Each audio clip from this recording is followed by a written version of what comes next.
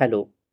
We are trying to understand the modern history of India, and this topic we are going to cover is beginning of modern nationalism in India. The concept of nationalism grew in India only in the later part of the 19th century. British rule was resented and opposed almost from very beginning by the native rulers and various group of people. But this was not a united opposition, nor was it impelled by a feeling of nationalism. Even when different section of population united because of the exploitations on the hand of the British, there was no sense of identifications with the entire country and all its people. There was no feelings that a thread of common factors united the peoples of India, in spite of all the differences among themselves. Indian nationalisms came with the realizations that the people of India had a common nationality and that it was in their collective interest to oppose British rule.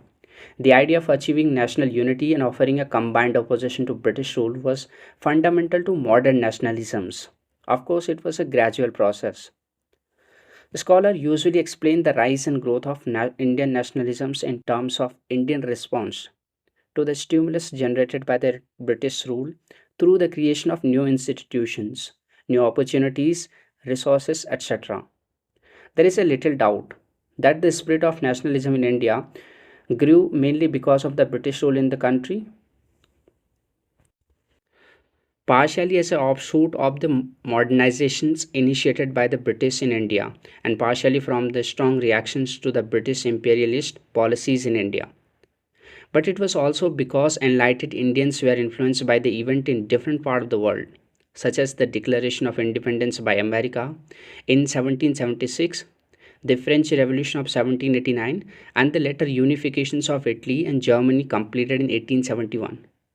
The spirit of nationalism got an impetus, and the idea of the self determination became possible, even if it involved opposing the might of the British authority. Here are some factors that are primarily responsible for the growth of modern nationalisms in India. The growth of modern nationalism in the 19th century. The growth of modern nationalism in 19th century in India was product of a mix of several factors, the most prominent of which are understanding the conflict of Indian and colonial interests. People came to realize that the colonial rule was the major cause of India's economic backwardness, and that the interest of the Indians involved the interest of all sections and classes: peasants, artisans, handicraftsmen, workers, intellectual, educated, and the capitalists. It came to be gradually realized that the British policies, even when they were progressive, were motivated by interest that benefited the British and not the people of Indian subcontinent. There was thus a contradiction of the interests. The nationalist movement arose to take up the challenges of these contradictions inherited in the characters and the policies of the colonial rule. The very second factor which led to nationalism in India was political, administrative, and economic unification of the country. The British rule in Indian subcontinent extended from the Himalayas in the north to the Coop Comorin in the south, and from Assam to the east of Khyber Pass in the west. While large area of India had been brought under a single rule in the past under the Mauryans and later under the Mughals, the British created a large state than that of the Mauryans or the great Mughals, while Indian provinces were under direct British rule. The princely state were under indirect British rule. The British, through various means, but mainly through military might, imposed political unity in India. A professional civil services, a unified judiciary, and codified civil and criminal laws throughout the length and breadth of the country imparted a new dimensions of the political unity in hitherto cultural unity that had existed in India for centuries. The necessities of administrative convenience, considerations of military defense, and the urge for economic penetrations and commercial exploitations were the driving force behind the planned development of the modern means of transport and communication, such as railways, road, electricity, and telegraph. From the nationalist point of view, the process of unification had twofold effect. First one is the economic fate of the people of different regions got linked together. For instance, failure of crop in one region affected the prices and supply in another region. Modern means of transport and communication brought people, especially the leaders, from different regions together. This was important for the exchange of political ideas and for mobilize and organization of public opinion on political and economic issues. Another factor which led to nationalism in India was Western's thought and education. The introduction of modern system of education afforded opportunities for assimilations of modern Western ideas. This in turn gave a new directions to Indian political thinking. Although the English system of education had been convinced by the rulers in the self-interest of efficient administration, the liberal and radical thought of European writers like Milton, Shelley, John Stuart Mill, Spinier, and Voltaire helped many Indians imbibe modern, rational, secular, democratic, and nationalist ideas.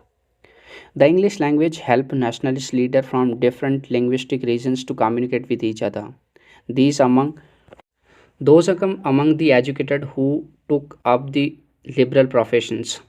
Lawyer, doctor often visited England for higher education. There they saw the working of modern political institutions in a free country and compared that system with the Indian situations where even the basic rights were denied to citizens. This ever expanding English educated class formed the middle class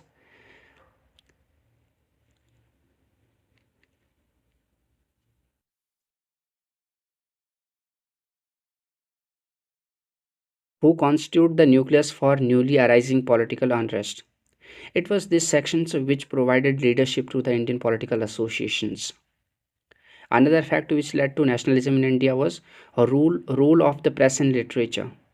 The second half of the 19th century saw an unprecedented growth of Indian owned English and vernacular newspapers. Despite numerous restrictions imposed on press by the colonial rulers from time to time. In 1877, there was about 169 newspapers published in vernacular languages, and their circulation reached the neighborhood of 1 lakh people. The press, while criticizing officials' policies on the one hand and urged the people to unite on the other, it also helped spread modern idea of self-government, democracy, civil rights, industrializations. The newspaper, journals, pamphlet, and the nationalist literature help in exchange of political ideas among nationalist leaders from different regions. Another factor which led to modern nationalism was rediscovery of India's past. Research into India's past by European scholars such as Max Muller, Manuel Williams, Roth, and Sassoon, and the Indian scholars such as R.G. Bhatnagar, R.L. Mitra, and Swami Vivekanand created a new perspective on India's past. This picture was characterized by well developed political, economic, and social institutions, a flourishing trade with the outside world, a rich heritage in art and culture, numerous cities, the self respect and confidence show gained help the nationalists demolish colonial myths that India had a long history of servility to foreign rulers. Another factor which led to modern nationalism in India was progressive character of socio-religious reform movement. The socio-religious reform movement sought to remove social evils derived from traditions which divided the Indian society. The effect was to bring different sections together, and this proved to be an important factor in growth of Indian nationalisms. It must be noted that the reformers did not believe in the superiority of European culture over Indian culture. They imposed the imposition of colonial Western culture on Indian. Ishwar Chandra Vidyasagar, for example, refused to attend an official function because the invitation asked him to wear European dress. The Indian reformers wanted their cultures to develop into a modern one, but they did not equate modern with all things. Westerners represented by the colonial culture. This idea was central to the cultural nationalisms that developed in India in 19th century. Another factor which led to modern nationalism was rise of middle class intellectuals. The British administrative and economic innovations gave rise to a new urban middle class in towns. According to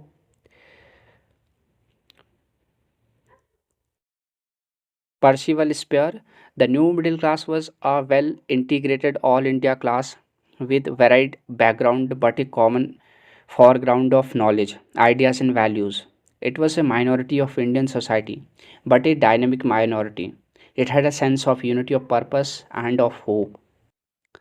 This class, prominent because of its education, new position, and its close tie with the ruling class, came to be forefront. The leadership to the Indian National Congress in all its stages of growth was provided by this class.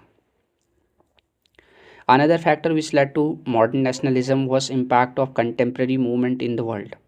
The rise of number of nationalist nations on the ruins of the Spanish and Portuguese empire in South America and the national liberation movement of Greece and Italy in general and the Ireland in particular deeply influenced the nationalist ranks. Another factor which led to nationalism was reactionary policies and racial arrogance of the rulers. Racial myths of white superiority were sought to be perpetuated by the British through deliberate policies of discrimination and segregation. Indian felt deeply hurt by this. Latent reactionary policies such as reduction of minimum age limit for the Indian civil services from 20 year to 19 year in 1876, the Grand Delhi Darbar of 1877, when the country was in great severe grip of famine, the Vernacular Press Act of 1878 and the Arms Act of 1878 provoked a storm of opposition in the country. Then came a Ilbert Bill controversy. Rippon's government had sought to abolish judicial disqualification based on the race distinction and to give Indian members to converted civil services the same powers and rights as those enjoyed by their European colleagues. Ripon had to modify the bill, thus almost defeating the original purposes because of the stiff opposition from the European community. It became clear to the nationalists that justice, fair play could not be expected where interests of the European community were involved. However, the organized agitation by the Europeans to revoke the Ilbert Bill also taught the nationalists how to agitate for certain rights and demand. Another factor, early manifestation of nationalism and political associations. As the realizations grew that the main aim of the British rule was to extend and protect Britain's interest in India, which scant attend for the misery of the masses. There was more discontent against British rule and the idea of pan-Indian nationalism was born. The educated Indian as well as the many other became increasingly conscious of the exploitations by the allied alien ruler. The vernacular press plays an important part in arousing this consciousness of explosion and influencing public opinion. Folk song and local form of drama were also be used to show up the wrongs done by the British rule. The emergence of a number of political associations signified the beginning of new political consciousness in India. Most of the political association in the early half of the 19th century was dominated by wealthy and aristocrat elements. They were local or regional in character. Through long petitions to the British Parliament, most of them demanded administrative reforms, association of Indian with the administration, spread of education. The political association of the second half of the 19th century came to be increasingly dominated by the educated middle class. Lawyers, they include lawyers, generals, doctors, teachers, etc. And they had a wider perspective and a large agenda. Here are some political associations which primarily helped in the rise of nationalism in India before the formation of Indian National Congress. Political association in Bengal. The Bang Bhasa Prakashika Sabha was founded in 1836 by associate of Raja Ram Mohan Roy. The main objective of this Sabha was to promote education through the modern tongue, but it also worked to build an public opinion in favor of nationalism. The Jamindari Association, considered to the first political association in modern India, was formally launched in Calcutta in 1838. It was soon after renamed as Land Order Society. Its members include well-known personalities such as Dwarkanath Tagore, Prasanna Kumar Tagore, Raj Kamal, Raj Kamal Sen, and Babani Charsa Mitra. The main objective of the society was the promotion of landholders' interest through petitions to the government. It also had on its agenda and demand for reform of the judiciary. The police and the revenue department, although limited to its objectives, the landholder society marked the beginning of an organized political activity under the use of method of constitutional agitation for redressal of grievances. The Bengal British Indian Society was founded in 1843 with an object of the collection and dissemination of information relating to the actual condition of the people of British India, and to employ such other means of peaceful and lawful character as many affairs calculated to be secure and welfare, extended just right and advanced the interest of all classes of our fellow subject. In 1851, both the Landholder Society and the Bengal British Indian Society merged into British Indian Association, formed of Jamindars from Bengal, Bihar, and Odisha. The association also had a new intellectuals among its members. Many scholars consider it to be the earliest public organizations to mobilize public for the political causes. It sent petitions to the British Parliament demanding inclusion of some of its suggestions to renewed charter of the company, such as the establishment of the separate legislature of popular character, separation of the executives from the judicial function, reduction in salaries of higher officers, and abolition of salt duty, Akbari and stamp duties. These were partially accepted when Charter Act of 1853 provided for the addition of six members to the Governors General's Council to legislative purposes. The East India Association was organized by Dadabhai Naoroji in 1866 in London to discuss the Indian questions and influence public men in England to promote Indian welfare. Later branches for the association were started in prominent Indian cities. Political Association in Bombay. The Pune Sarvajanik Sabha was formed in 1870 by Mahadev Govind Ranade and others, with the objective of serving as a bridge between the government and people. The Sabha provided a platform for voicing political concern. One of its demands was Indian representation in parliament. It publicly voiced its protest against the Vernacular Press Act of 1878. This Sabha also involved in getting agrarian dispute settled. The Bombay Presidency Association was started by Badruddin Tayyabji, Firoz Shah Mehta, and K.T. Telang in 1885. Political Association in Madras. First, the Madras Native Association was formed in 1852 by Gazlu Lakshmi Naraso Chetty. Then the Madras Mahajan Sabha was formed in 1884 by M. Vijay Raghavachari, also spelled Vijay Raghavachar, B. Subramanyam Iyer, P. Ananda Chardu. These associations worked to draw the attention of the government to various problems that the local people faced. Pioneering National Association.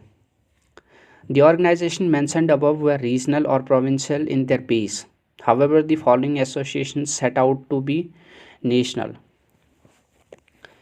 Indian League, also called Indian League by some scholars, was started in 1875 by Shashir Kumar Ghosh with the objective to stimulating the sense of nationalism amongst the people and of encouraging political education.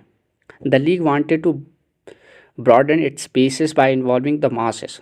However, the India League was suppressed by more active Indian Association. The Indian Association of Calcutta, better known as the Indian National Association, and the Indian Association, which was formed in 1876 by the younger nationalists of the Bengal, led by Surendranath Banerjee and Anand Mohan Bose, who were getting discontent with the conservatives and pro landlord policies of the British Indian Association. The Indian Association was the most important of pre-Congress association and aimed to promote by every legitimate means the political, intellectual and material advancement of the people. It set out to create a strong public opinion on political question and unify Indian people in common political programs. It protested against the reduction of age limit in 1877 for candidate of the Indian Civil Services examination. The association demanded stimulus holding of civil service examination in England, India and Indianization of higher administrative posts. It led a campaign against the Prospective Arm Act and the Vernacular Press Act. Branches of association were opened in other towns and cities of Bengal and even outside Bengal. The membership fee was kept low in order to attend the poorest section in association. The Indian Association, as the name suggests, was aimed at bringing together people from all over India to oppose the action of the British government in India. It was thus the pioneering organization on the national scale if we ignore the short lived Indian League and a forerunner of Indian National Congress. The association sponsored an All India conference which first took place in Calcutta from December 28 to 30 in 1883. More than 100 delegates from different parts of the country attended. It later merged with the Indian National Congress in 1886. Pre-Congress campaigns. The association organized various campaigns before Indian National Congress appeared on the scene. These campaigns were for imposition of import duty on cotton in 1875, for the Indianization of government services, against Lytton's Afghan adventure, against the Arm Act, against the Vernacular Press Act, for right to join volunteer crops, against plantation labor and against the Inland Emigration Act, in support of the Ilbert Bill, for All India Fund of Political Agitation, campaign in Britain to vote for pro-Indian party, against reduction in maximum age for appearing in Indian civil services. The Indian Association took up this question and organized an all India agitation against it. It popularly known as Indian Civil Service Agitation. So here is the summary of this entire chapter. Growth of what we have seen yet, the growth of nationalism. Concept of nationalism in India grew in late 19th century, mainly because of the British rule and modernization it initiated and also the strong reactions to the imperialist policies. Enlightened Indian also had a role. Factor responsible for the growth of modern nationalism. Understanding of contradictions in India and colonial interest, political, administrative, economic unification of country, Western thought and education, role of press and literature, rediscovery of India's past, histories, researches, rise of middle class intellectuals, impact of contemporary movement worldwide, reactionary policies and racial arrogance of ruler, manifestation of nationalism, political association. There were some political associations before the formation of Indian National Congress.